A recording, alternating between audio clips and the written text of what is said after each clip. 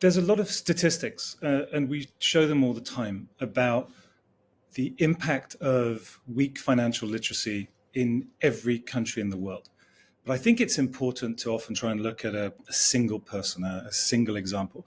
And because we're where we are in London on today, 12th of June, which happens to be Social Mobility Day, I thought it was interesting to look into like quite a famous Londoner from the past, because it was almost to this day, 201 years ago, that a clerk in the Naval Office called John Dickens was released from prison just across the river from where we're talking tonight in Marshalsea Prison.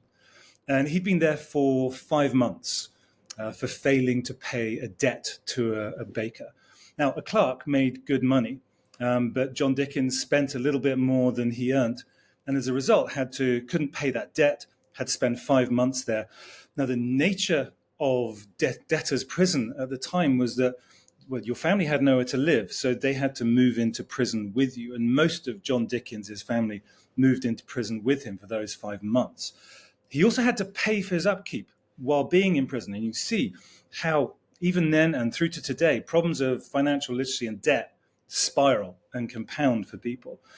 And so the only family member that didn't have to spend that time in prison was his oldest son, 12-year-old Charles Dickens, because Charles was old enough to be taken out of school at that age and sent to work in a factory. So he was sent to work in a shoe polish factory near the River Thames. And by night, he lived in a slum, in the attic in a slum, for those whole 5 months. For those 5 months, he didn't know when this was going to end. He didn't know when he'd live with his parents again. For him, as a 12-year-old, this must seem like the rest of his life. Now we know how this informed Charles Dickens' work. It led to so many of the things that he wrote about. What's less well known is actually how much it traumatized him, not knowing when he'd see his family again. And later in life, one of the reasons we actually do know this is that he wrote an autobiography and stopped writing because he found his childhood experience to be so traumatizing, so shameful, so humiliating that he didn't talk about it. And we know this because some of the pages of those autobiography that he later gave to a biographer were exactly the same as some of the pages of his most autobiographical novel, David Copperfield. And it's in David Copperfield that he wrote a character that is most similar to his father, a Mr. Micawber, who earned good money, but spent too much. And as a result, was always really, really close to falling into poverty. A nice man, a friendly man, but someone without financial literacy. And it was to Mr. Micawber that he gave possibly one of the more famous of that time of Victorian England, two-liners about about financial literacy. And I won't quote it exactly, but essentially it is, if you earn £20 a year and spend less than that, the result is happiness. But if you earn £20 a year and you spend more than that, the result is misery. And misery is a strong word, but it's accurate. Now, it's 201 years later from that event, and I feel like we haven't moved on much, that there's still so much misery being caused by lack of financial literacy, financial capability, financial fluency, whatever we want to call it. There are too many people in the world who, for no good reason, do not really understand how the monetary system works. It can be quite depressing to think that we've made so little progress. And actually, at the moment, I'd say we're going backwards because the financial world is becoming more complicated. The structures are more complex. Stress is higher. There are more scams that take advantage of people than there've ever been before.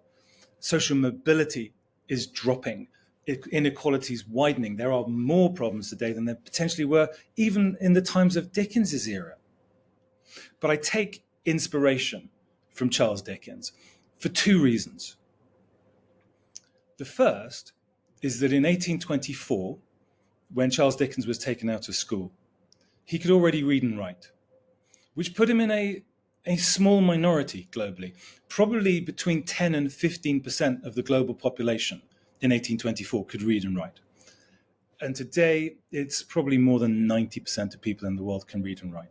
We've reversed that statistic, and that's amazing. because learning to read and write is really hard. Financial literacy, by comparison, is small. We should be able to do this. This is achievable for us. And I take inspiration from the fact we've already done something much harder. But the second thing that I take inspiration from Charles Dickens is actually after he went back to school. And the reason why we know that John Dickens was released almost on this day is because by the second half of June 1824, Charles Dickens had stopped working in the factory and he'd gone back to school. And once he was back in school, he became one of the best writers the English language has ever known, and one of the most influential writers the English language has ever known. And that's so important, because if we think about our own literacy, not financial literacy, did we learn to read and write in school with A's and B's and C's and filling out all those copybooks and things like that? Yes, we did. We learned the basics.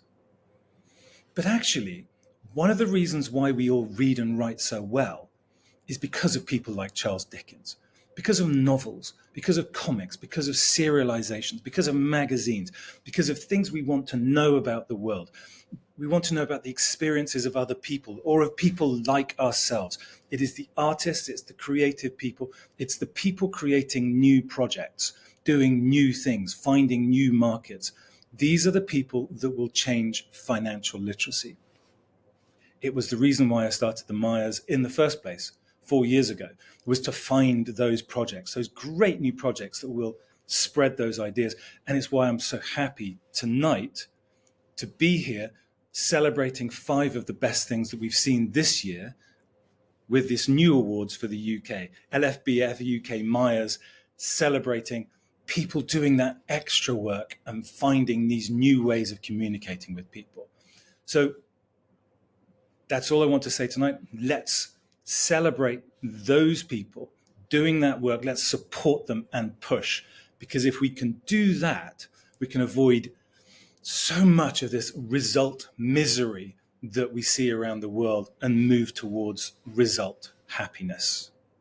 Thank you.